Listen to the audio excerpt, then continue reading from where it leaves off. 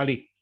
Pada hari ini kita akan bersama-sama melanjutkan pembahasan kita, yaitu kita akan masuk di dalam pembahasan khususnya Kristus, di mana Dia menyatakan firman kepada gereja Tuhan, khususnya gereja yang ada di kota Sardis.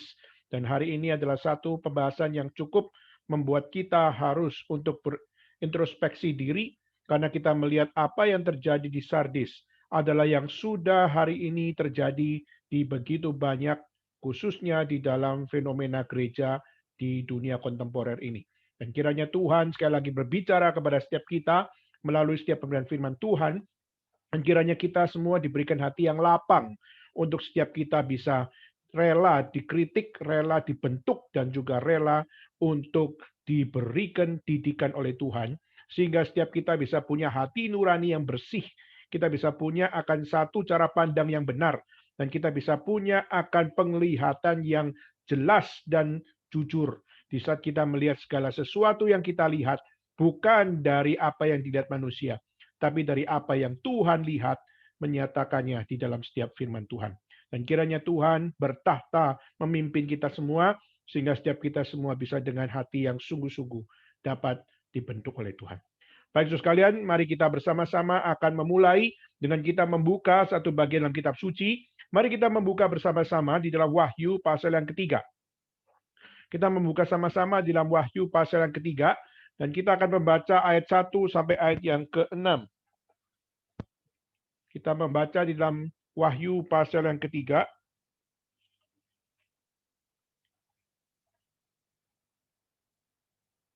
Di dalam Wahyu pasal yang ketiga, ayat yang pertama sampai ayat yang ke-6. Dan setelah saudara sudah menemukan, mari kita membaca bersama-sama dimanapun saudara berada.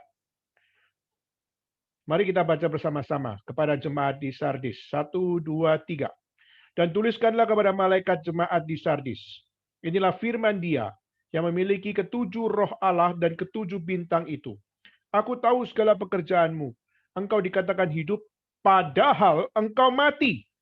Bangunlah dan kuatkanlah apa yang masih tinggal, yang sudah hampir mati. Sebab tidak satu pun dari pekerjaanmu aku dapati sempurna di hadapan Allahku. Karena itu ingatlah bagaimana engkau telah menerima dan mendengarnya. Turutilah itu dan bertobatlah. Karena jikalau engkau tidak berjaga-jaga, aku akan datang seperti pencuri dan engkau tidak tahu pada waktu manakah aku tiba-tiba datang kepadamu. Tetapi di Sardis ada beberapa orang yang tidak mencemarkan pakaiannya. Mereka yang berjalan dengan aku dalam pakaian putih, karena mereka adalah layak untuk itu. Barang siapa menang, dia akan dikenakan pakaian putih yang demikian. Aku tidak akan menghapus namanya dari kitab kehidupan, melainkan aku akan mengaku namanya di hadapan Bapakku dan di hadapan para malaikatnya. Siapa bertelinga, hendaklah ia mendengarkan apa yang dikatakan Roh kepada jemaat-jemaat. Sekian pembacaan firman Tuhan, dan mari kita bersama-sama untuk mengambil sikap berdoa, dan kiranya Tuhan yang memimpin kita semua dapat menyelami setiap kebenaran firman Tuhan pada malam hari ini. Mari kita mengambil sikap berdoa bersama-sama. Bapa dalam surga, kami berterima kasih kalau Tuhan masih mengizinkan kami untuk dipimpin oleh firman Tuhan. Tolonglah kami yang seringkali kami acuh tak acuh terhadap kebenaran firman, karena seringkali kesibukan di dalam hidup kami membuat kami mengambil akan keputusan untuk tidak membiarkan firman Tuhan menjadi nomor satu dalam hidup kami. Kami masih seringkali menomorduakan firman, seringkali kami menomorduakan akan pertemuan rohani, di mana sebenarnya semuanya itulah untuk kebaikan kami sendiri. Tolonglah kami ya Tuhan, supaya kami semakin dapat dibentuk oleh Tuhan, lebih sensitif lagi, lebih jernih lagi, dan supaya kami juga dapat punya kepekaan yang sejati dari Tuhan, untuk kami bisa melihat kebenaran firman-Mu adalah sungguh-sungguh standar mutlak di dalam kehidupan kami sebagai orang percaya. Tolonglah kami ya Tuhan yang seringkali kurang memuliakan Tuhan. Dan biarlah Engkau yang mau dengar doa kami, supaya kami juga terus dianugerahi Tuhan, untuk kami bisa lebih peka, dan kami lebih hidup kudus di hadapan Tuhan, dan kami hidup lebih berkenan di hadapan-Mu. Terima kasih ya Tuhan, inilah doa seru kami yang kami serahkan di dalam nama Yesus Kristus. Kami bersama-sama berdoa, kami bersyukur kepada Tuhan. Amin. So sekalian kita sudah membahas untuk bagaimana Kristus memberikan pesan kepada gereja-gereja Tuhan, khususnya yang tercatat dalam kitab Wahyu, di mana kita sudah membahas khususnya yang pertama adalah di Efesus, di mana Tuhan menyatakan akan satu didikan yang begitu keras untuk Efesus. Dan kita melihat untuk yang ada di Smyrna, kita juga melihat bagaimana setiap apa yang dilakukan oleh yang di Smyrna. Mereka begitu susah, mereka difitnah, dan mereka melayani Tuhan dengan begitu tidak gampang. Tapi Tuhan menyatakan bahwa apa? Jangan takut dengan apa yang kau derita. Jangan takut dengan apa yang kau alami. Tetapi Tuhan menyatakan bahwa apa? Hendaklah engkau setia sampai mati. Lalu kita juga melihat bagaimana ketiga adalah gereja yang ada di Pergamus. Di mana gereja Pergamus, kita melihat Pergamus adalah kota yang terbesar di Asia Kecil. Dan kita melihat kota yang paling bobrok karena berhala. Yang begitu banyaknya berhala yang juga menjadi akan idola. Khususnya bagi setiap orang-orang yang tinggal di sana. Mereka memperoleh kesuksesan, ingin mencari akan apa yang namanya kesembuhan. Mereka mencari apa yang namanya kenikmatan. Dan semuanya itu dicari di Pergamus. Dan pada saat kita melihat justru orang-orang Kristen sendiri, banyak sekali yang sudah membawa diri bukan kepada firman Tuhan, tapi justru menyimpang dari firman Tuhan. Sehingga kita melihat ada dua orang yang disebut, yaitu di mana orang-orang Kristen yang ada di Pergamus sudah menyeleweng seperti Bileam, di mana Bileam justru seorang yang diberikan oleh Tuhan akan satu hal, di mana dia mulutnya dipakai, seharusnya dia mau pakai mulutnya untuk mengutuk bangsa Israel. Tapi Tuhan justru flip dia punya mulut, sehingga akhirnya apa yang dikatakan justru memberkati akan bangsa Israel. Tetapi pada saat mulutnya sudah dipakai Tuhan untuk justru memberkati bangsa Israel, sudah dilakukan pertama kali, dilakukan kedua kali, tapi akhirnya dia mengatakan, mulutku sudah tidak bisa untuk mengutuk. Mulutku tidak bisa untuk menyumpai. Mulutku tidak bisa untuk membawa murka kepada bangsa Israel. Tetapi saya mau kasih tahu kepada Raja Balak bahwa apa? Bahwa kalau kau mau hancurkan Israel, dua cara. Pertama apa? Hadirkan berhala. Berhala yang bagus, berhala yang begitu megah, dan berhala yang membuat mereka akhirnya bisa terpincut hati. Lalu kedua yaitu kirimlah perempuan-perempuan cantik ke tengah-tengah mereka. Maka mereka akan berzina. Maka saudara, ini menjadi satu hal, perzinahan rohani, perzinahan fisik, akhirnya menghancurkan Israel. Lalu kedua yaitu Nikolaus, di mana kita melihat pengikut Nikolaus adalah pengikut yang justru membawa ajaran yang bukan dari kitab suci, tapi ajaran yang diambil dari pengaruh dari apa yang namanya Babylonian culture.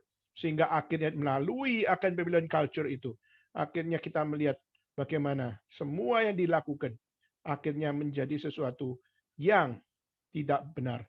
Akhirnya satu-satunya yang dia lakukan paling fatal adalah dia mengatakan seluruh kekristenan harus ada satu pemimpin yang menjadi standar. Dan standar itu bukan Yesus Kristus, tapi standar itu adalah saya. Maka akhirnya dia menjadikan dirinya sebagai paus, dan akhirnya kita melihat sampai pada hari ini di dalam akan apa yang namanya ajaran-ajaran yang ada di situ, kita melihat Katolik, kita melihat di situ paus menjadi satu figur yang sangat dominan. Nah, saudara, kita melihat itu yang akhirnya kita lihat Pergamus dikritik habis-habisan oleh Tuhan. Lalu kita juga sudah membahas tentang yang ada di Tiatira. Di Tiatira kita juga melihat bagaimana di dalam jemaat di Tiatira, Tuhan pun juga mengatakan bahwa bertobatlah kamu. Kenapa? Karena gereja-gereja di sini justru adalah gereja-gereja yang sudah tidak mengikuti apa yang benar, tapi justru mengikuti apa yang dikatakan oleh iblis. Dan akhirnya itulah kenapa kita melihat apa yang dilakukan oleh Kristus. Yaitu Kristus mengajak, aku yang menguji batin, Aku yang menguji hati, dan aku akan membalaskan kepada kamu setiap orang yang menurut perbuatannya. Tetapi Tiatira, kamu tidak mau mengikuti ajaran yang benar. Kamu tidak mau menyelidiki ajaran yang baik. Kau justru mengikuti seluk-beluk iblis. Dan itulah kenapa Tuhan sangat murka kepada Tiatira.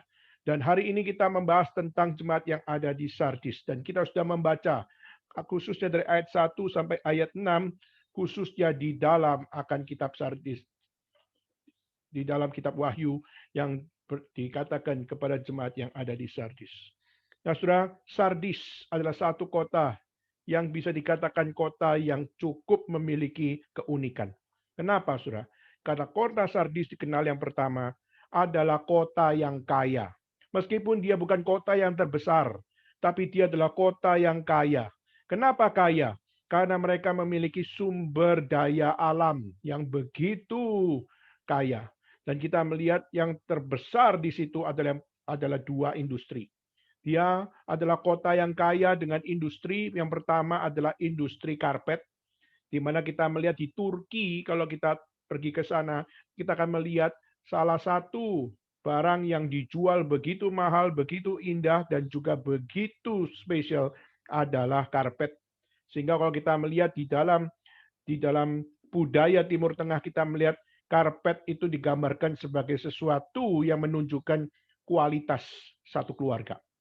Kalau satu keluarga punya karpet, itu di dalam tradisi waktu itu adalah orang kaya. Jadi yang punya karpet itu kebanyakan adalah orang kaya. Kenapa?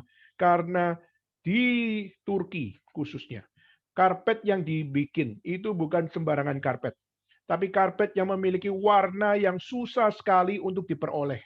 Seperti kita minggu lalu sudah melihat bagaimana ada usaha khususnya untuk bagaimana membuat warna ungu. Dan di zaman dulu warna ungu itu adalah warna kebangsaan atau warna kebangsawanan lebih tepatnya. Maka warna ungu adalah satu warna yang begitu mewah. Nah, saudara, kota ini adalah kota yang kaya karena industri karpetnya adalah premium. Adalah industri karpet yang sangat-sangat memiliki akan satu kualitas bagaimana orang-orang kaya saja yang bisa beli. Nah, saudara, itu yang pertama.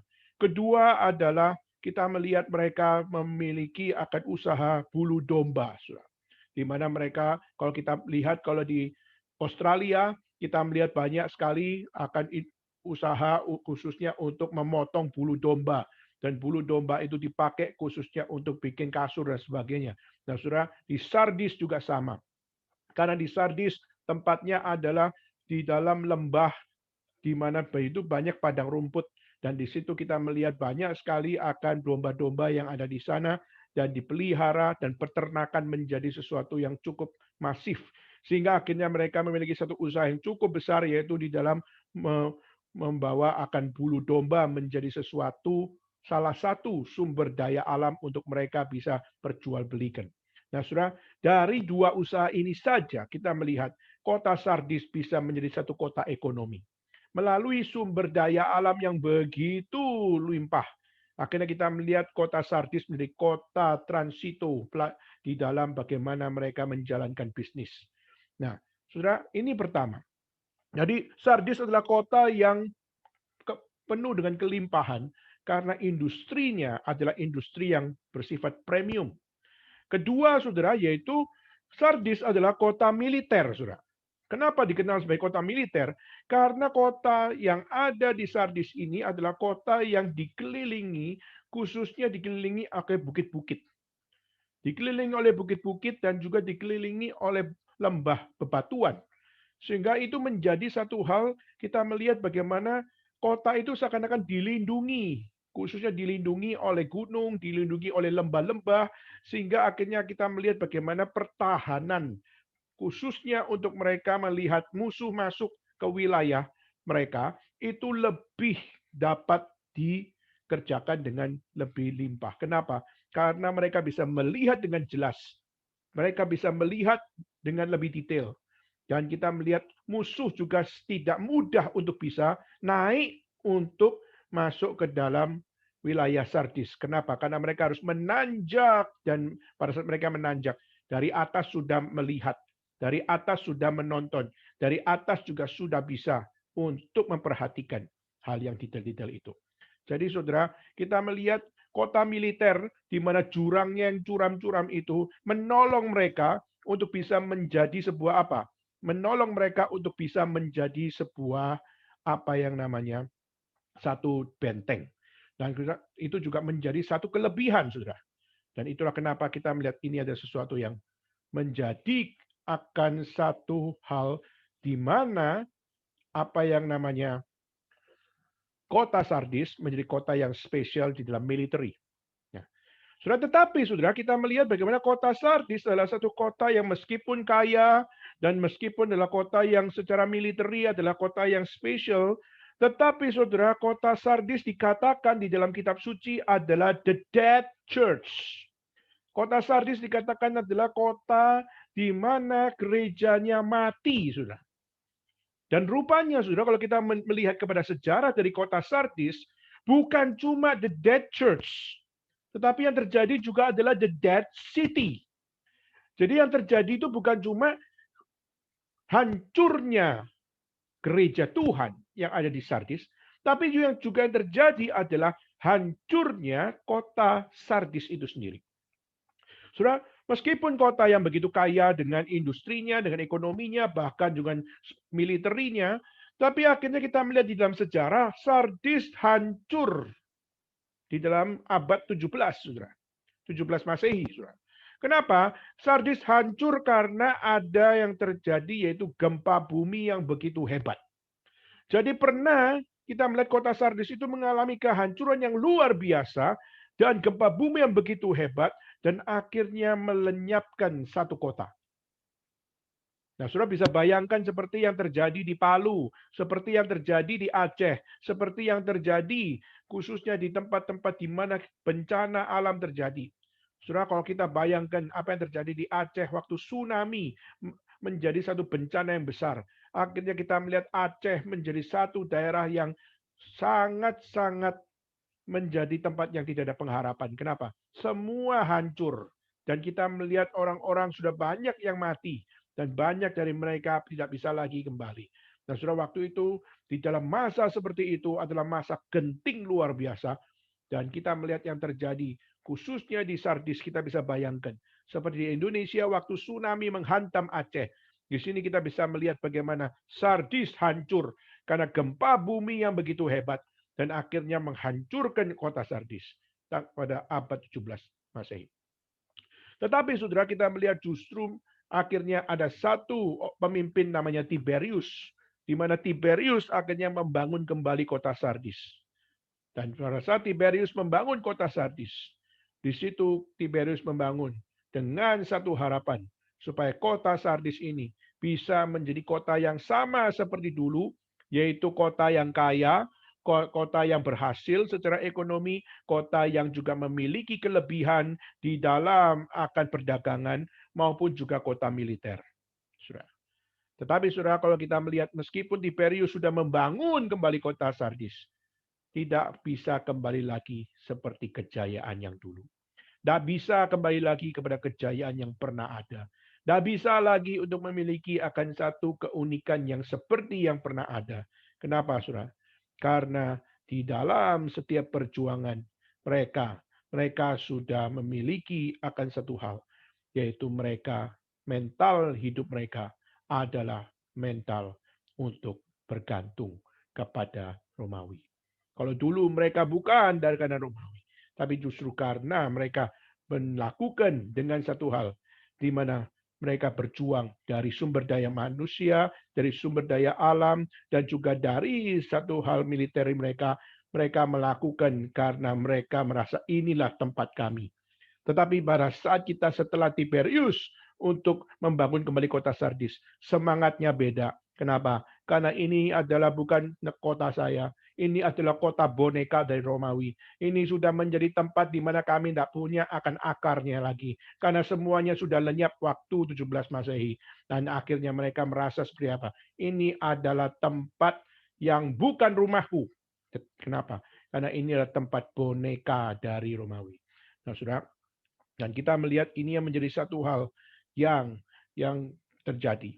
Nah, kita kembali.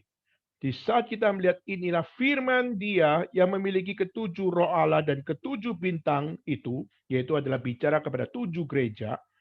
Ya, firman Tuhan yaitu Kristus bicara kepada tujuh gereja, dan Dia khusus berkata untuk yang di dalam ayat ini kepada jemaat yang ada di Sardis, yaitu apa? Aku tahu segala pekerjaanmu.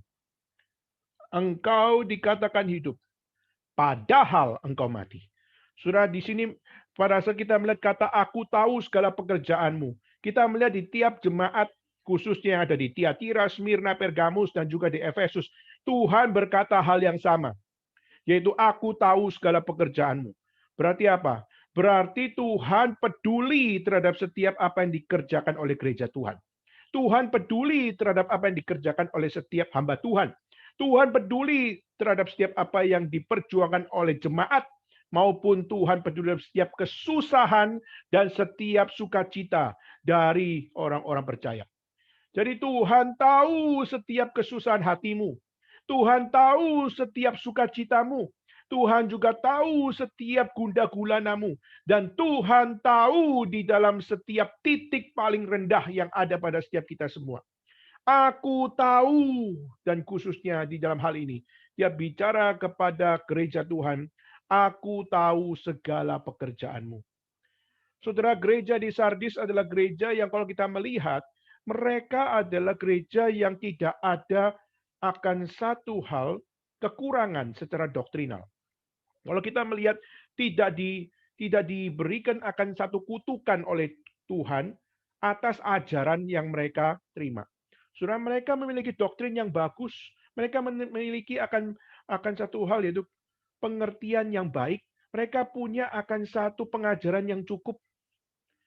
Kita tidak melihat Tuhan Yesus mengkritik ajaran mereka. Ya. Kita melihat bagaimana Tuhan Yesus tidak mengatakan bahwa ajaranmu menyimpang. Tidak, Saudara. Maka ini menjadi satu hal yang kita harus perhatikan. Hari ini kita sebagai orang Kristen, kita belajar doktrin, kita belajar firman, kita belajar eksposisi, kita belajar akan sistematik teologi, kita belajar seminar-seminar tentang bagaimana mengenal akan kebenaran firman. Saudara, kita sudah diberikan begitu banyak konten-konten teologi. Kita diberikan begitu banyak pengajaran-pengajaran doktrinal. Kita diberikan begitu banyak akan pengupasan firman Tuhan. Tetapi saudara, jika kita sudah terima doktrin, kita sudah terima firman, kita sudah terima pengupasan akan kebenaran Tuhan, seharusnya kita adalah gereja yang hidup.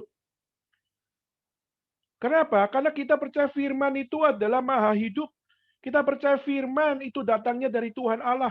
Dan tidak seharusnya Tuhan berfirman kepada saya justru mati. Justru kalau Tuhan berfirman kepada saya belajar doktrin, saya belajar akan kebenaran firman, dan saya belajar tentang pengajaran Alkitab, seharusnya saya adalah jemaat yang hidup. Kenapa? Karena kita terus di-refresh oleh Tuhan. Kita terus untuk dibukakan akan apa yang kurang pada hidup kita. Kita dibukakan apa yang benar sehingga kita belajar untuk mengikuti apa yang benar. Kita sudah punya pegangan doktrin. Kita sudah punya pegangan di dalam akan gereja Tuhan, yaitu bagaimana pengajaran firman. Kita melihat khotbah menjadi penekanan utama, dan kita melihat mimbar menjadi satu penekanan Tuhan berfirman memakai hamba-hambanya. Maka kalau kita melihat doktrin sudah oke, pengajaran firman Tuhan sudah ada. Tapi kenapa Tuhan tidak puji? Maka ini menjadi satu self-kritik kepada kita. Saudara jangan sombong kalau saudara sudah punya doktrin reform. Apalagi punya doktrin Injili. Saudara jangan sombong kalau saudara sudah belajar banyak akan eksposisi firman Tuhan. Saudara, kalau kita melihat dalam 1 tahun ini saja, GRI China dalam 1 tahun sudah membahas akan beberapa eksposisi. Sudah membahas eksposisi Habakuk, sudah membahas eksposisi kitab Pengkhotbah, kita sudah membahas akan satu hal, yaitu kita membahas tentang kitab Hagai. dan juga membahas juga dalam kitab khususnya untuk mengerti tentang apa yang ada. Khususnya nanti kita akan membahas tentang Kolose. Dan saudara, kita melihat kita sudah membahas banyak eksposisi firman Tuhan.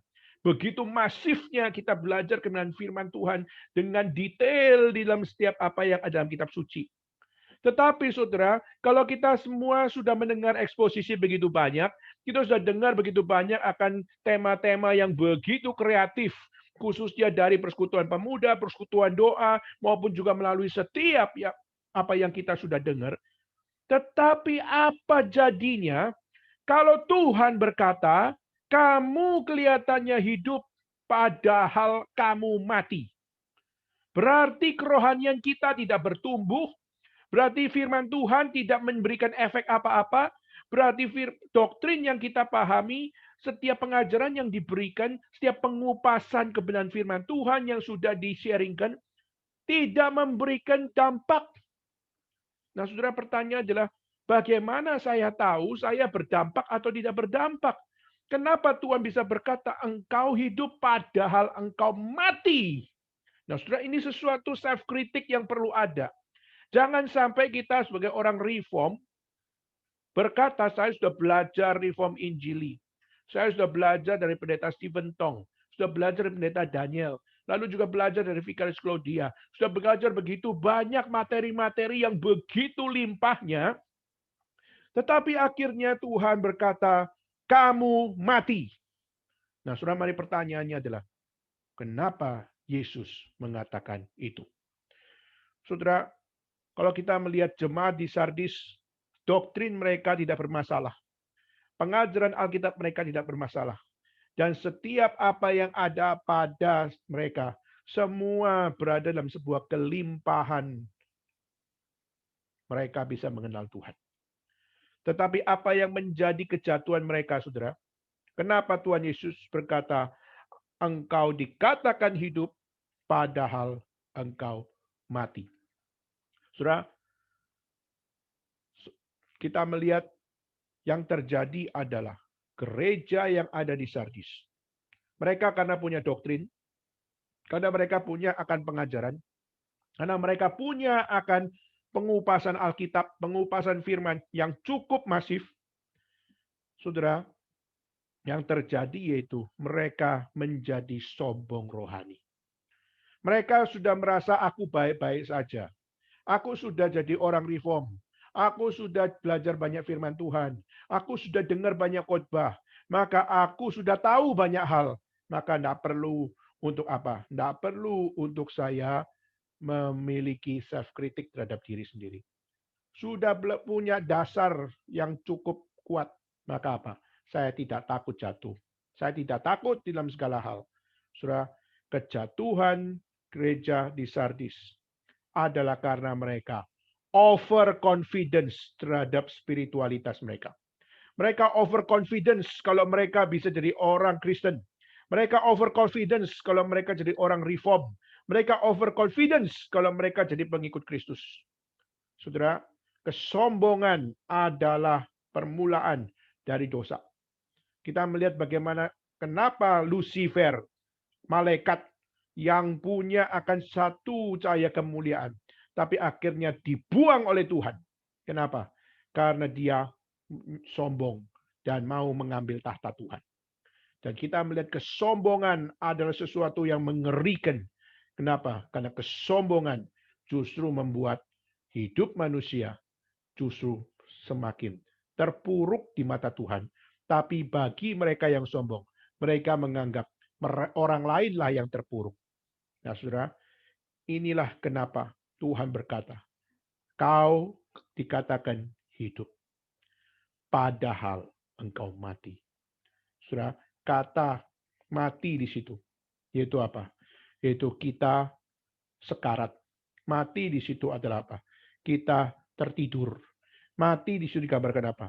Yaitu kita sudah menjadi orang yang kurang peka lagi akan Tuhan. Saudara, coba pikir.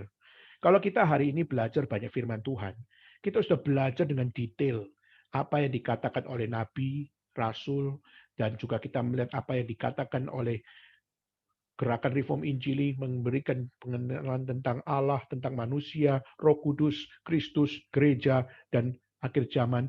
Dan kita sudah belajar begitu banyak tentang keselamatan. Kita sudah belajar banyak hal.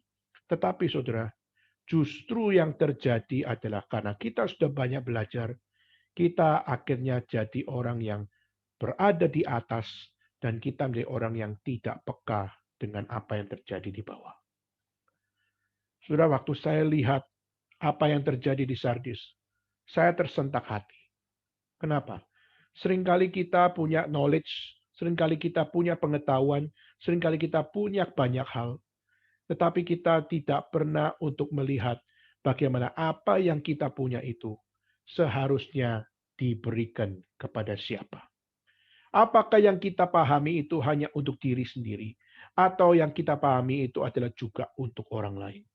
Saudara, tadi pagi saya baca satu kisah, yaitu adalah dari Institut IPB, Institut Pertanian Bogor, di mana di situ ada satu kisah, ada satu orang mahasiswa yang di mana dia dikirim untuk tugas praktek di desa, dan akhirnya dia masuk ke desa di situ.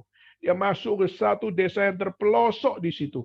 Dan waktu dia masuk ke desa yang terpelosok di situ, dan dia menjadi orang yang mau memotivasi orang desa, ayo bertani dengan pintar. Ayo bertani dengan memiliki hasil yang lebih baik. Dan ayo bertani supaya apa? Membangun ekonomi negara. Dan akhirnya sudah mahasiswa ini masuk, lalu akhirnya dia melihat bagaimana pertanian yang ada di daerah pelosok itu sangat-sangat tidak memiliki fasilitas. Pelatihannya juga terlalu simpel dan tidak punya wawasan yang cukup. Sehingga akhirnya dia masuk ke situ, dia berusaha untuk mengajarkan satu persatu. Dia berusaha untuk memberikan teori ini, teori itu. Lalu dia berusaha juga untuk bagaimana menuangkan apa yang dia sudah pelajari kepada orang-orang di situ. Nah, saudara, dia praktek 3 bulan di situ. Dan waktu dia praktek 3 bulan, setelah sudah selesai 3 bulan, dia melihat bagaimana semua apa yang menjadi teori-teori saya, yang selama ini saya pelajari di institut, semua sudah saya sharingkan. Tetapi aplikasinya belum memiliki satu hal, mereka mengerti dengan benar. Mereka mungkin masih mencerna. Mereka mungkin masih untuk bagaimana untuk memahami cara berpikirnya. Teori-teori yang di-sharingkan itu. Saudara, itulah kenapa akhirnya yang terjadi yaitu apa? Orang ini mulai memikirkan, kenapa saya jadi mahasiswa? Kenapa saya harus tugas di tempat ini? Lalu bagaimana saya bisa menjadi orang yang berguna bagi desa ini? 3 bulan saya sudah melakukan semuanya, tetapi saya nggak melihat side effect apa-apa. Karena mereka bukanlah orang-orang yang terlalu pintar. Mereka belumlah dapat melihat hasil dari teori-teori yang saya sharingkan. Mereka masih belum memiliki akan satu hal, yaitu pengertian untuk bisa menangkap setiap apa yang sudah saya sharingkan. Karena mereka adalah banyak dari mereka tidak bisa baca, banyak dari mereka tidak bisa mengerti vocabulary khususnya dari kota. Akhirnya sudah tahu, saya tadi pagi waktu membaca kisah itu, saya tersentak hati saya. Yaitu apa? Yaitu dia mengatakan, saya tidak kembali ke Institut Pertanian Bogor. Saya akan tinggal di sini. Saya akan make sure bahwa setiap orang di desa ini, mereka sungguh-sungguh dapat mengalami perubahan, khususnya mereka dapat mengalami perubahan di dalam pertanian. Dan sudah tahu, 1 tahun, 2 tahun, 3 tahun, 4 tahun, 5 tahun, 6 tahun, 7 tahun, 8 tahun, 9 tahun, 10 tahun. Cukup 11 tahun, 12 tahun, 13 tahun, 14 tahun, 15 tahun. Dia di pelosok itu 15 tahun. Untuk apa? Untuk menuangkan setiap pengajaran yang dia terima. menuangkan setiap apa yang dia miliki untuk kampung itu, untuk desa itu, untuk akan daerah pelosok itu.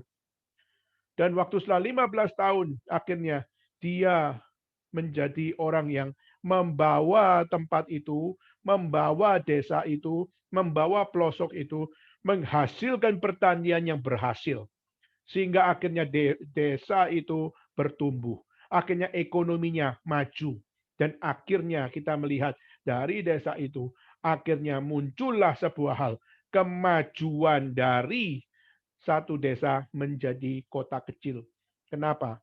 Karena mereka akhirnya mulai bangun industri pertanian yang lebih kuat lagi. Dan keberhasilan terjadi selama 15 tahun.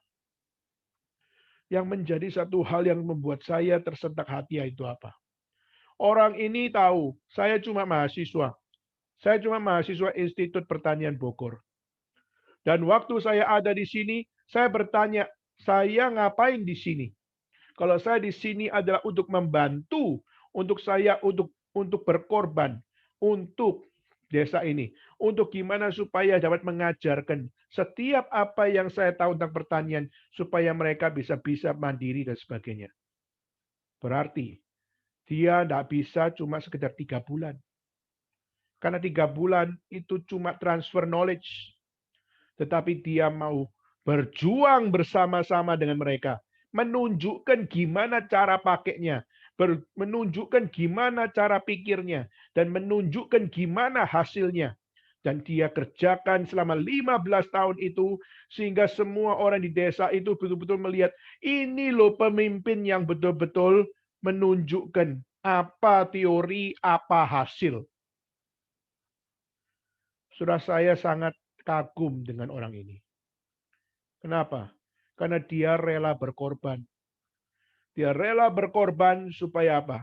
Dia rela berkorban supaya desa ini secara pertanian, engkau nggak cuma dapat transfer knowledge dari aku, bukan cuma dapat apa yang saya mengerti untuk kamu, tapi aku bersama-sama dengan kamu. Aku bersama-sama dengan kamu bertani.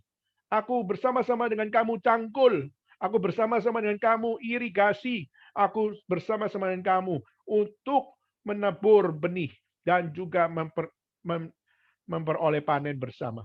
Dan bagaimana untuk menjual untuk orang-orang yang dari kota untuk mau membeli padi-padi tersebut. Saudara, inilah satu hal di mana dia justru waktu dia mengambil 15 tahun di situ. Di manakah teman-temannya? Teman-temannya sudah jadi pejabat. Kenapa? 15 tahun. Sekolah kan 4 tahun. Setelah dapat dokter Andes. Mereka sekolah 4 tahun dokter Andes.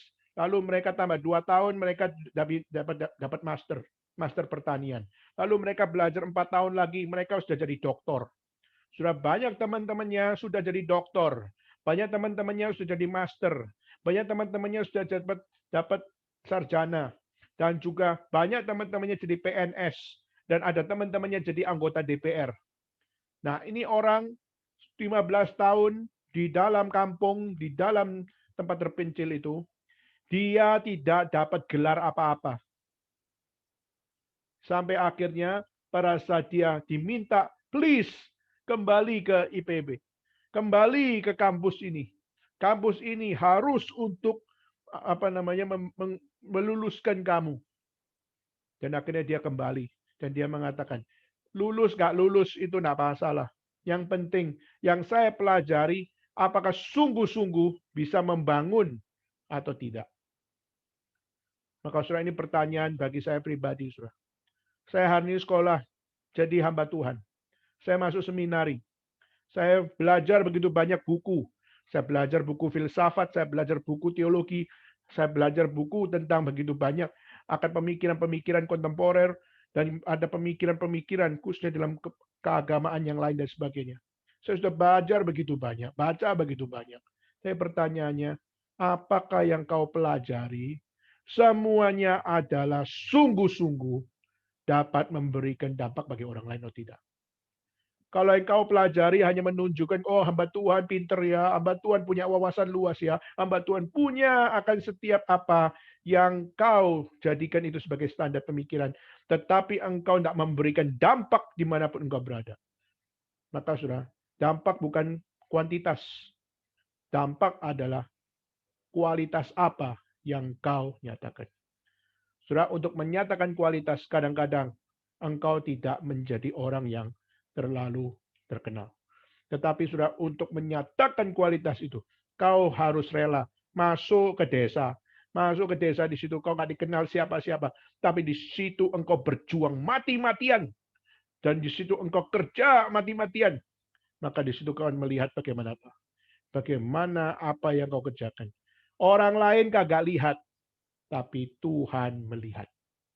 Orang lain tidak bisa percaya, tapi Tuhan yang memberikan kekuatan untuk mereka akhirnya percaya.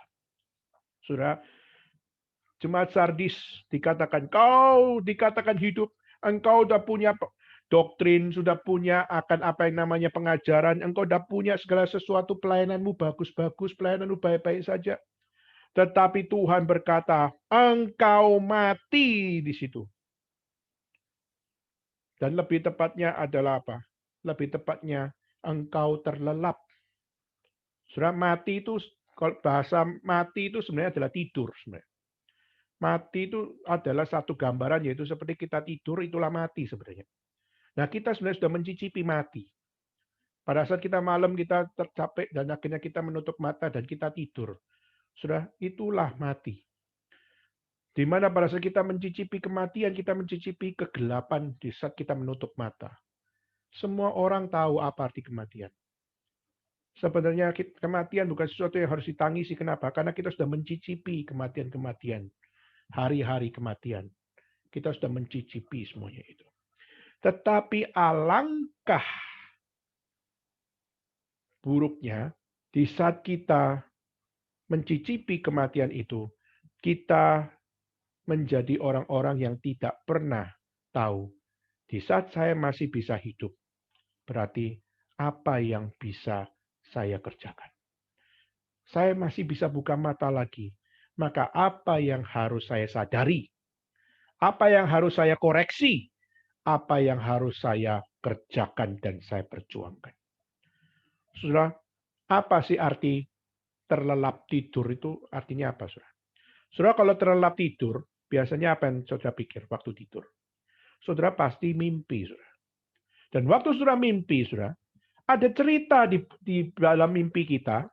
Tetapi saudara, meskipun kita tidur dan kita berada di dalam satu hal, yaitu kita menghidupi atau kita mengalami sebuah hal cerita di dalam mimpi, tetapi mimpi tetap mimpi.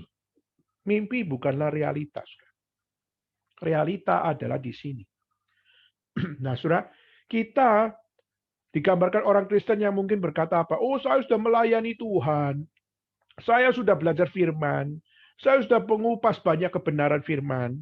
Saudara, tetapi kalau saudara belum berjuang, saudara belum berkorban, saudara belum untuk mengambil dedikasi untuk menjadi berkat bagi orang lain, saudara sedang berada di dalam mimpi spiritual. Saudara cuma mimpi jadi Kristen, mimpi masuk surga, mimpi diterima oleh Tuhan, mimpi. Saudara, maka kita harus kembali. Sardis, jemaat di Sardis, engkau dikatakan hidup, padahal engkau mati. Saudara, kita perlu untuk melihat Tuhan bukan cuma lihat pelayananmu. Tuhan bukan cuma lihat apa yang kau dengar, apa yang kau pelajari. Bukan berarti semua itu tidak penting. Semua itu penting. Tapi semua itu penting. Tetapi jika hati tidak terpaut kepada Tuhan, hati tidak sungguh-sungguh kepada Tuhan, maka Tuhan pun tidak segan-segan berkata engkau mati. Kenapa? 2 Samuel 16 ayat 7. Lukas 16 ayat 15 tercatat. Tuhan melihat hati. Bukan berarti Tuhan tidak lihat pelayananmu. Tuhan lihat. Bukan berarti Tuhan tidak lihat kamu belajar firman Tuhan atau tidak. Tuhan lihat. Bukan berarti kita mengatakan, oh pokoknya hati, maka saya tidak perlu apa? Saya tidak perlu untuk mencari kebenaran. Tidak. Justru cari kebenaran itu harus. Tapi Tuhan juga mengatakan bahwa apa? Hatimu juga harus beres. Kalau sudah belajar firman Tuhan, tapi hatimu tidak beres, maka itulah yang seperti dikatakan. Kelihatannya hidup padahal kamu mati. Maka ini menjadi satu hal. Saudara, apa yang terjadi jemaat di Sardis adalah gambaran saudara dan saya.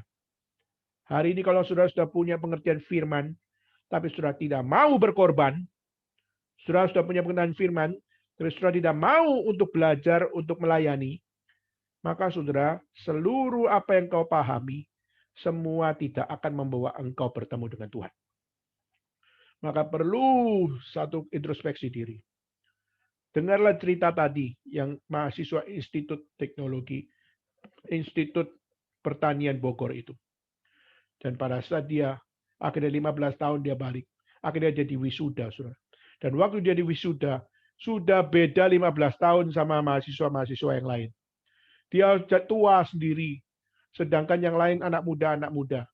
Tetapi saudara, waktu dia masuk, dia di antara wisudawan, dia yang paling tua. Tapi waktu masuk ke ruang auditorium, semua orang tepuk tangan sama dia. Kenapa semua orang tepuk tangan dia? Karena mereka tahu bahwa inilah contoh yang harus kita semua lakukan. Yaitu apa? Jangan cuma dapat sarjana, master, doktor, setelah itu kita tidak memberikan dampak bagi masyarakat. Sudah waktu semua orang tepuk tangan, di situ dia bilang, aku jangan ditepuk tangani. Aku cuma melakukan hal yang normal yang seharusnya dikerjakan. Berarti apa? Berarti saya cuma melakukan hal yang normal.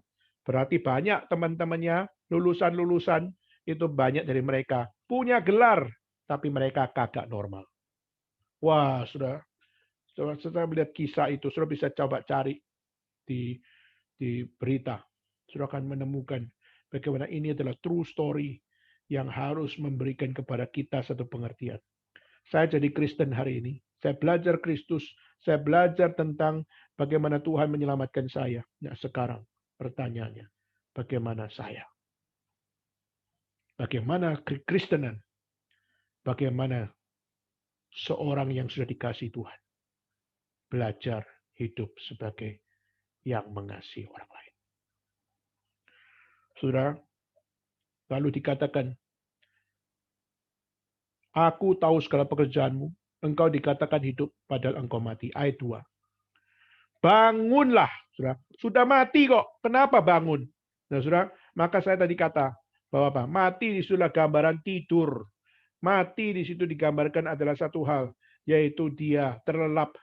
Di mana terlelap yaitu hidup di dalam mimpi, hidup di dalam apa yang dia pikir enak, hidup dalam dia pikir aman, hidup dalam dia apa dia pikir semuanya adalah memberikan sukacita buat dia. Tetapi sekarang bangun dari mimpi. Nah, saudara, kata bangun ini sesuatu yang sangat energik luar biasa. Bangun dan kuatkan. Nah, saudara coba lihat. Bangun dan kuatkan. Apa yang masih tinggal yang sudah hampir mati itu. Jadi kalau ada 1% kesadaran, bangun. Kalau ada 100% bagus. Tapi kalau cuma 1% pun kamu punya akan satu kesadaran. Bangunlah dengan 1% itu.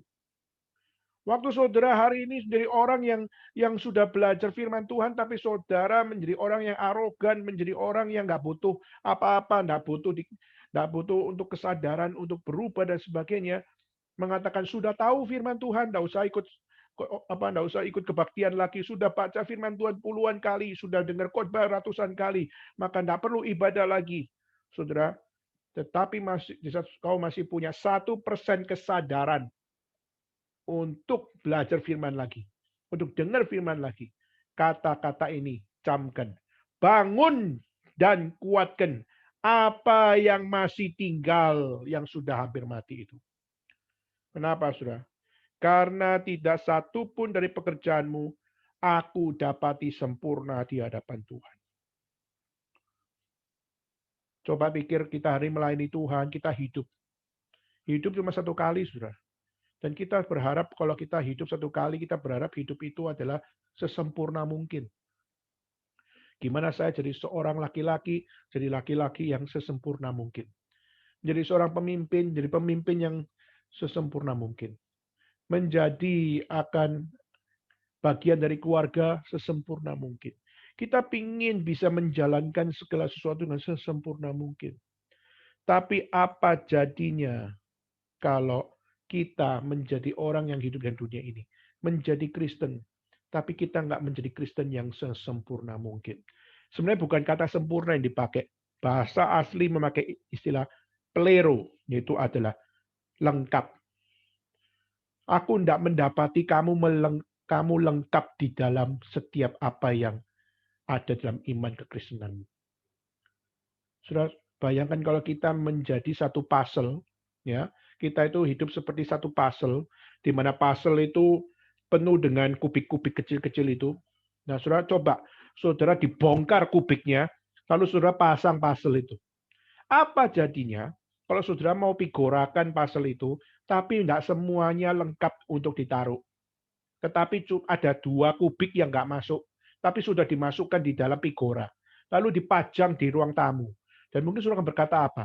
Apa ini? Ini lukisan memang bagus, tapi ada 2 kubik. Ini berarti adalah satu hal 2 kubik yang kosong. Menunjukkan gambar ini tidak sempurna, tidak lengkap. Apakah bisa dinikmati? Kagak bisa dinikmati. Maka saudara, waktu kita lihat hal seperti ini, kamu nggak lengkap. Kalau kamu masih bisa untuk bangun, bangun. Kalau masih ada yang tertinggal, bangun dan kuatkan dari apa yang tertinggal itu. Dan lengkapi imanmu, lengkapi pelayananmu, lengkapi kehidupanmu sebagai anak Tuhan. Saudara, maka ini harus menjadi satu teriakan yang serius dalam dirimu. Aku mau menjadi orang Kristen yang lengkap. Aku mau jadi orang Kristen yang sempurna. Meskipun aku tahu nggak mungkin sempurna, karena Kristus yang paling sempurna dan paling lengkap.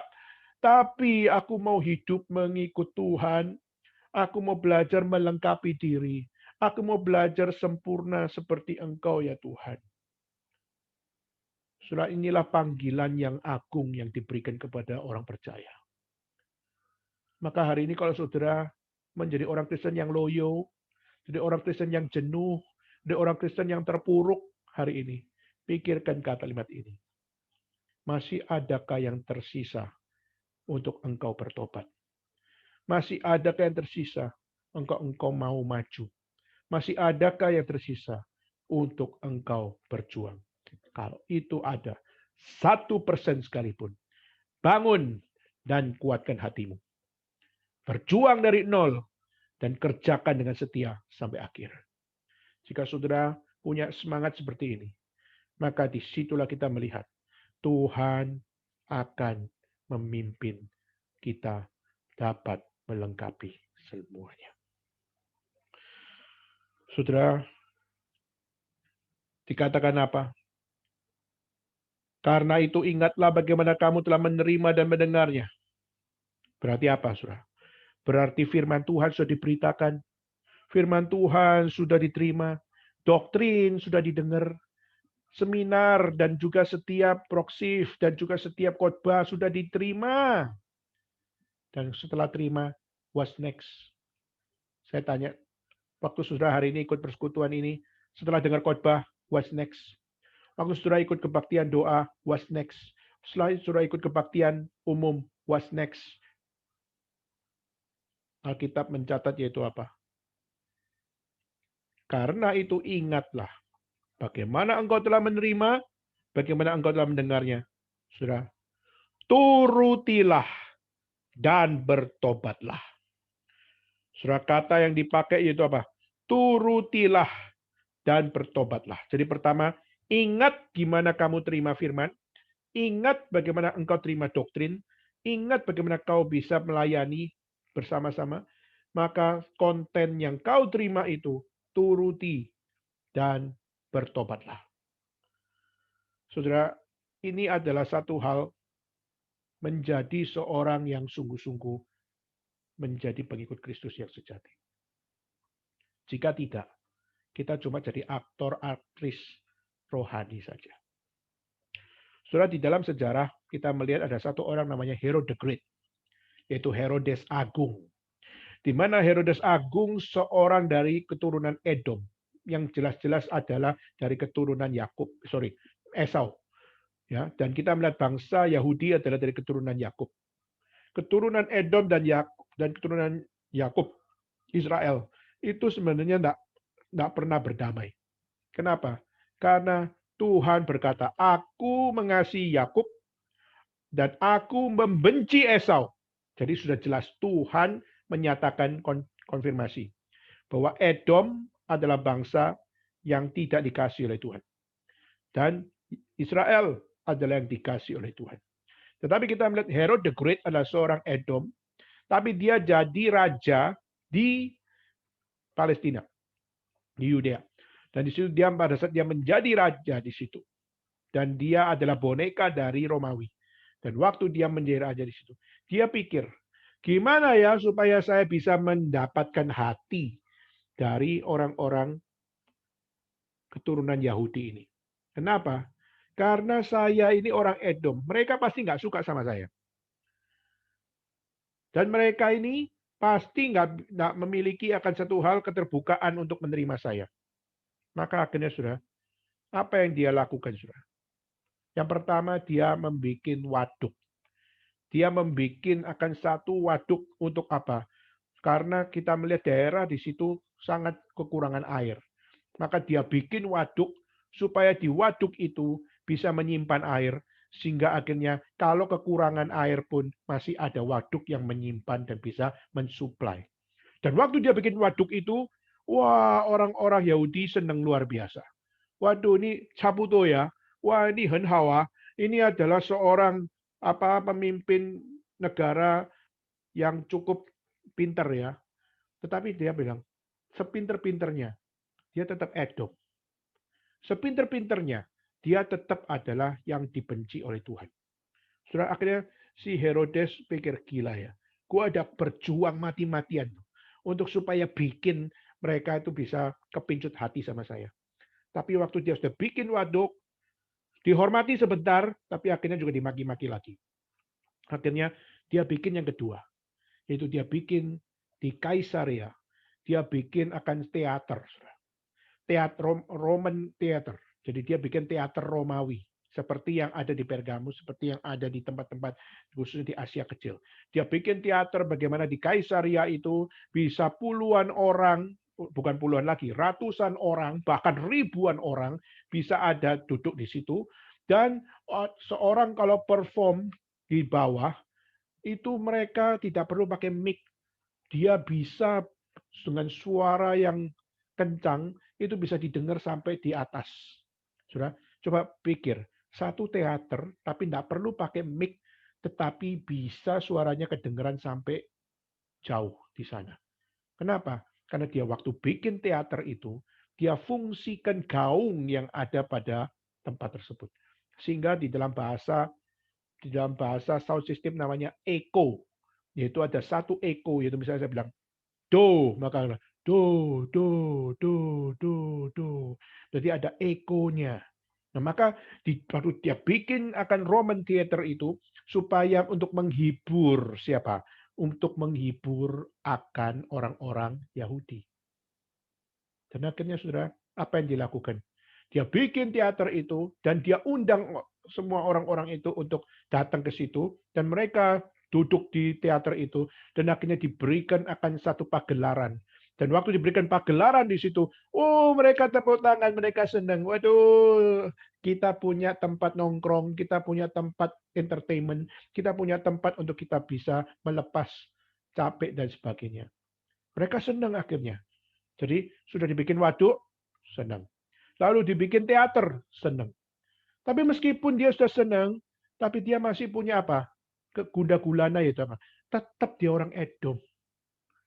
Sudah bikin waduk buat kita, baik si Tapi tetap Edom. Kedua, sudah bikin teater buat kita, tetap Edom. Ketiga, saudara. Akhirnya dicatat dia bikin bait suci. Nah, saudara, waktu dia bikin bait suci, bahkan bait suci yang dibikin itu spektakuler luar biasa desainnya. Dan dia bikin akan bait suci itu selama 46 tahun. Saudara bayangkan, bikin bait suci dengan serius. Dia mau bikin bait suci yang sangat-sangat baik, bikin bait suci yang sangat-sangat teragung, dan bikin bait suci yang sangat-sangat memiliki wibawa keyahudian. 46 tahun bikin gedung. Sudah hari ini kalau kita dengar Pendeta Stephen Tong bikin gedung besar ini berapa tahun? 4 tahun, 5 tahun. Ya, kita melihat waktunya 5 tahun atau 6 tahun dan sebagainya. Nah, sudah coba pikir Herodes 46 tahun. Berarti dia sangat serius untuk apa? Mendapatkan hati orang Yahudi. Maka dia kerja mati-matian. Dia bikin yang terbaik, datangkan dari tempat lain, dapatkan hasil yang terbaik, bahan yang terbaik. Nah, saudara, maka setelah 46 tahun, saudara bisa cek Yohanes pasal 2 ayat 20. Di situ dikatakan, 46 tahun kau bangun bait suci. Tuhan mengatakan, aku akan meruntuhkan dalam 3 hari. Nah, so, itu menunjukkan kata 46 tahun berarti apa? Herodes serius membangun bait suci itu. Tapi bagi Tuhan, itu bukan bait suci yang benar. Karena isinya sarang penyamun semuanya. Karena bait suci isinya bajingan semuanya.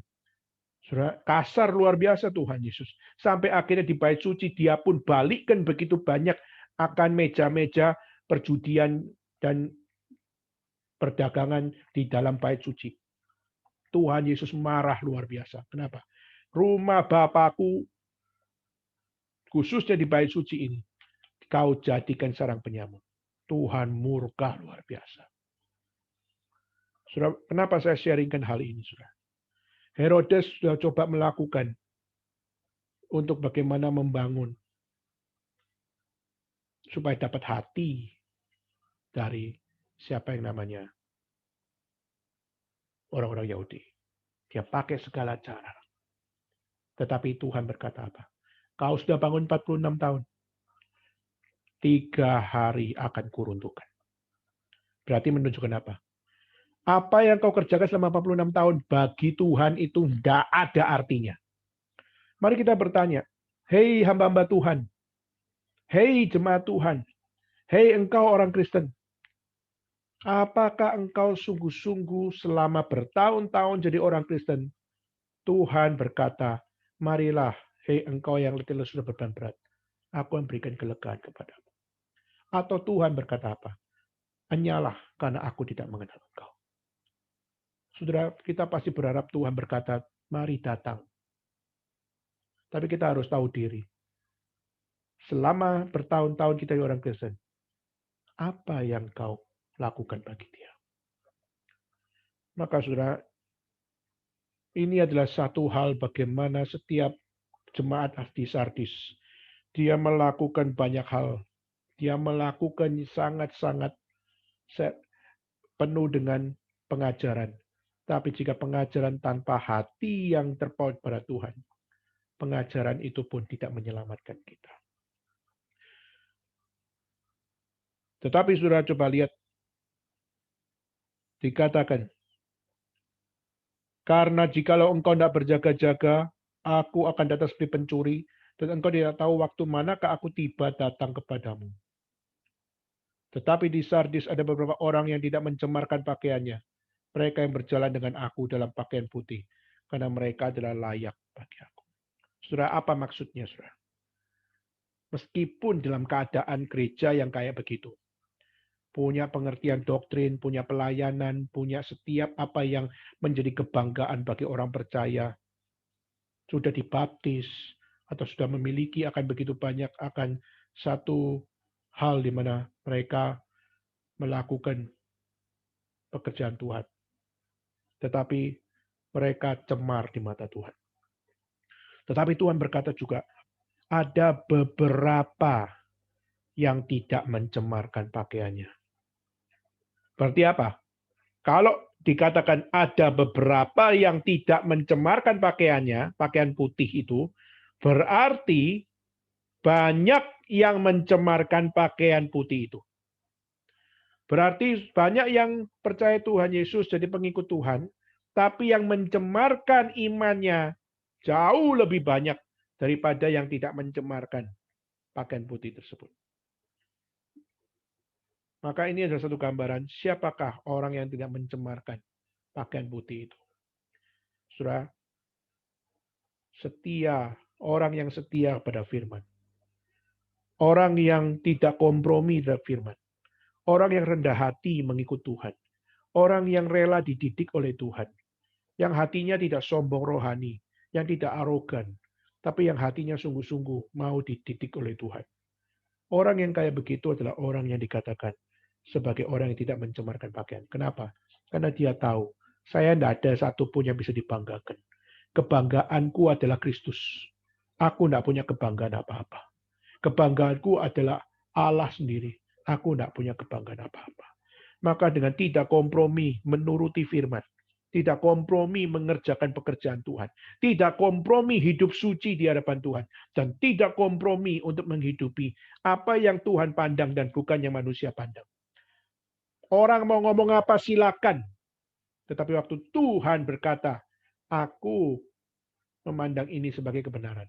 Kita harus memandang itu sebagai kebenaran. Tidak kompromi, setia sampai mati. Itulah gambaran mereka yang tidak mencemarkan pakaian. Tadi pagi saya juga baca satu kisah. Surah Armenia adalah salah satu daerah berbatasan dengan Turki. Dan kita melihat di dalam perbatasan antara Turki dengan Armenia, Armenia dikenal sebagai salah satu negara pertama, maksudnya negara republik ya. Negara republik pertama yang memberanikan diri berkata, kami adalah negara Kristen. Jadi negara republik pertama yang berkata bahwa kami adalah negara Kristen, itu adalah Armenia. Jadi Armenia itu banyak sekali gereja. Dan khususnya banyak gereja ortodoks di situ. Nah, saudara, tetapi kita melihat di dalam sejarah, Armenia dengan Turki, itu pernah terjadi satu pergolakan. Yaitu pada saat dulu kita melihat Turki itu adalah Konstantinopel, adalah daerah kekristenan. Tapi akhirnya kita melihat bagaimana akhirnya dikalahkan oleh kaum Muslim. Dan waktu kaum Muslim menduduki akan Turki, lalu akhirnya juga masuk ke daerah Turki di dalam perbatasan. Dan akhirnya masuk ke Armenia. Dan saudara, waktu itu ada satu gadis kecil Armenia yang ditemukan di dalam tempat refugees, yaitu adalah tempat di mana dia melarikan diri dan dia melarikan diri dan akhirnya dia berada di tempat penampungan. Dan waktu dia di tempat penampungan, Armenia mayoritas adalah orang Kristen. Dan gadis kecil ini adalah orang Kristen. Dan waktu dia ditemukan dengan muka yang lusuh luar biasa. Dan dia seperti seorang gadis yang menahan sakit pada dirinya. Dia terus tahan sakit. Lalu akhirnya pada saat ditanya sama suster, kenapa kamu kok seperti menahan sakit? Apa kamu nggak apa-apa? Sudah, waktu saya baca, dia katakan, aku sedang menanggung salib Tuhan. Dia katakan, aku sedang memikul salib Tuhan. Aku merasakan salib Tuhan itu berat. Aku merasakan salib Tuhan itu begitu menyakitkan. Dan dia mengatakan, sekarang aku tahu menjadi Yesus yang memikul salib untuk kami itu berat, sakit, dan sangat-sangat melelahkan. Dan anak ini waktu ngomong seperti itu, susternya nggak ngerti. Apa ini? Kok ngomong agama? Gue tanya, kamu nggak apa-apa? Lalu dia bisa berkata bahwa aku sedang memikul salib Tuhan. Aku merasakan sakitnya, aku merasakan capeknya, aku merasakan menderitanya. Oh, aku tahu Tuhan mengasihi aku. Dia rela bagi aku untuk menanggung dosaku. Saudara, nggak matching ceritanya. Sampai saudara, waktu akhirnya dokter ini melihat, anak ini terus ngomong hal yang sama. Dengan menahan sakit. Pasti ada yang terluka pada diri dia. Akhirnya dia minta, coba balik, buka baju. Dan waktu akhirnya bajunya dibuka, saudara. Bagian belakang di situ. Ada satu tanda salib. Di mana tanda salib itu dari besi yang dimasukkan di dalam arang api, lalu akhirnya ditancapkan di tubuh belakang itu. Lalu di situ dia lihat, waduh, di belakang punggung itu ada tanda salib di mana membakar kulitnya dia, dan bukan cuma terbakar saja, tapi sudah melepuh dan bahkan sudah bernanah. Maafkan, sudah melepuh bahkan bernanah dan sudah penuh dengan infeksi, sehingga dia karena infeksi itu tubuhnya melemah, dan karena infeksi itu dia semakin kesakitan, dan karena infeksi itu dia punya imun drop luar biasa. Dan saudara, waktu dia mengatakan, aku sekarang tahu sakitnya, aku sekarang tahu Tuhan mengasihi saya sebesar apa, saya sekarang tahu dan saya semakin mengasihi Tuhan. Anak kecil, saudara. Dan waktu akhirnya saya baca lagi, tanda salib itu diterima dari siapa? Tanda salib itu diterima dari orang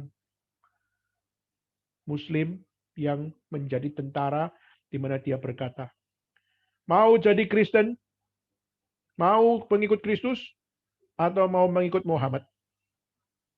Dan akhirnya dia mengatakan, aku mengikut Kristus. Maka di situ dia langsung dikasih tanda. Dan waktu dia dikasih tanda, di situ dia teriak dan akhirnya membakar tubuh mungilnya itu. Muhammad atau Yesus? Anak kecil ini berkata, Yesus. Setelah waktu saya baca kisah itu, now I know siapa dimaksud dengan beberapa orang yang tidak mencemarkan pakaian putih. Karena dia adalah orang yang setia sampai menderita. Menjadi pengikut Kristus sampai menderita. Menjadi pengikut Tuhan setia sampai mati. Saudara, kisah ini membuat saya melihat bahwa hari ini bagaimana dengan saudara dan saya. Jemaat Sardis dikritik habis-habisan. Karena kau punya doktrin, tapi kau nggak punya kesetiaan. Kau punya doktrin, tapi engkau mencemarkan doktrin. Mencemarkan kehidupan kekristenan. Maka hari ini, mari kita bertanya. Kalau saya jadi orang Kristen hari ini, tapi saya masih berdosa di luar. Saya jadi orang Kristen, tapi saya masih membiarkan hidup saya dipimpin oleh setan. Dan saya jadi orang Kristen, tapi saya masih melakukan hal-hal yang tidak berkenan di mata Tuhan. Maka saudara, perhatikan baik-baik. Jika masih ada yang tersisa untuk engkau bertobat.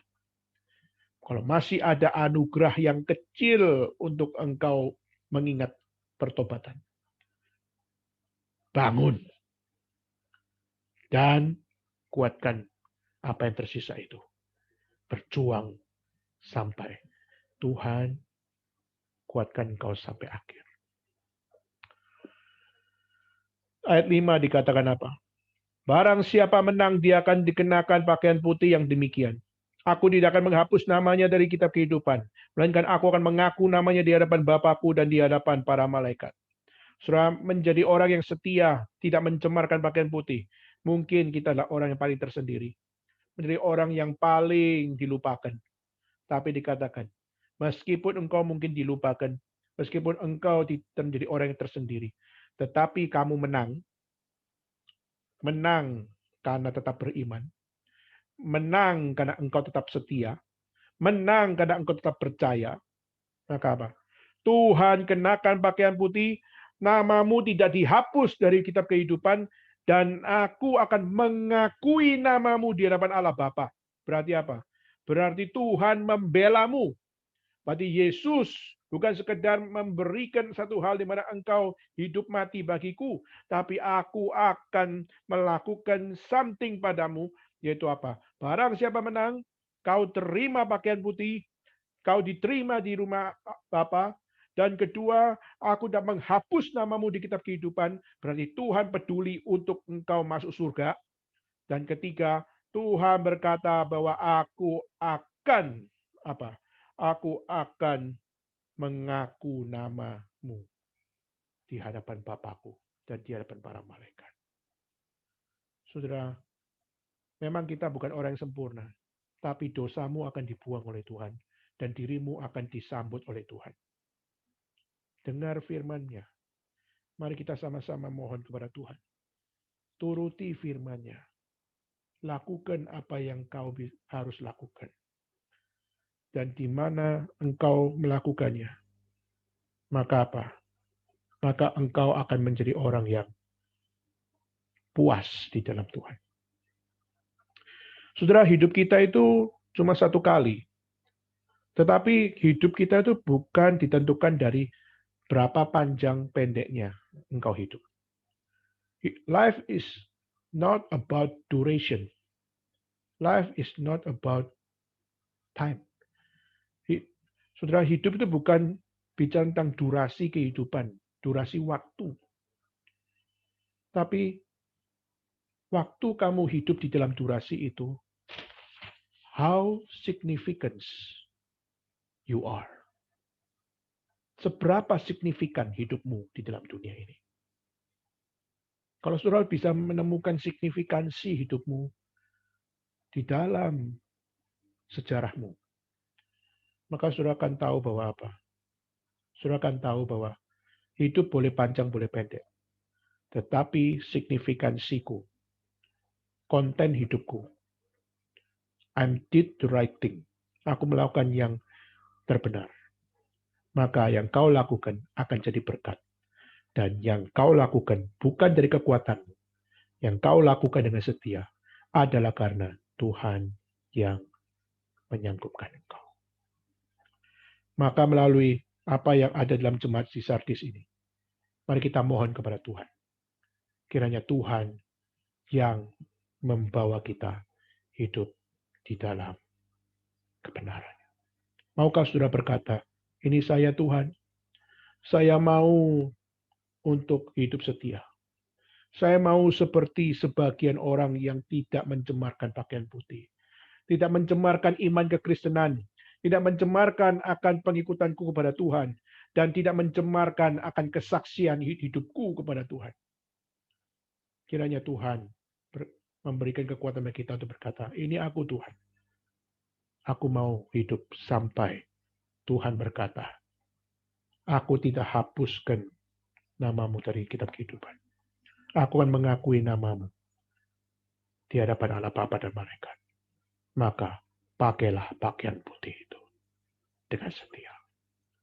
Kiranya Tuhan memberkati kita semua. Mari kita turun kepala, kita bersama-sama berdoa. Saya minta satu rekan kita untuk berdoa. Saya minta untuk saudari Sarah bisa berdoa untuk kita, khususnya untuk respon terhadap firman Tuhan. Mari kita bersatu di dalam doa.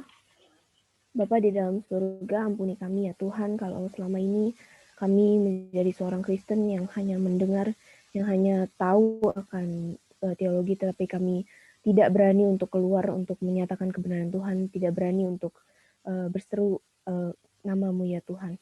Ampuni kami ya Tuhan, dan Tuhan kiranya melalui firman Tuhan yang boleh kami dengar, kami boleh belajar kalau di dalam hidup kami harus berani menjadi seorang Kristen yang menyatakan nama Tuhan, yang berani keluar ya Tuhan. Tuhan ajar kami untuk kami boleh setia sampai kami mati nanti ya Tuhan. Kami boleh hidup untuk Tuhan, hidup memuliakan nama Tuhan. Terima kasih ya Tuhan untuk firman Tuhan dan juga hamba-Mu yang sudah menyampaikan kebenaran firman Tuhan. Tuhan juga kiranya memberkati pelayanan hamba-Mu.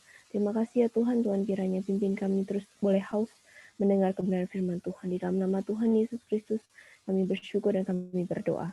Amin. Amin.